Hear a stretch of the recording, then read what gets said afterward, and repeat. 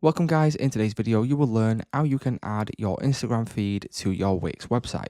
So this is a very good thing to do to show obviously the interaction between your social media and your website, and anyone visiting your website will be able to see this. So the first thing we need to do is open up our website editor, and then you want to go to the top left hand corner, click on add elements, and then from here you now want to scroll all the way down until you see the option for community. Click on this and then you want to select Instagram feed. This will then add this over to your website, and then the crucial thing that we need to do is now log into our account. So as we can see, I have now logged in to my spare account, and what you'll now notice is that all of my photos from my account will now be displayed on my website.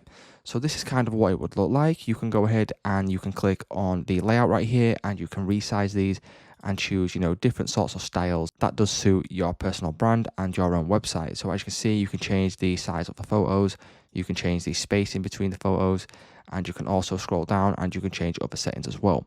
So it's just that simple, guys. That's how you can add your Instagram feed to your Wix website.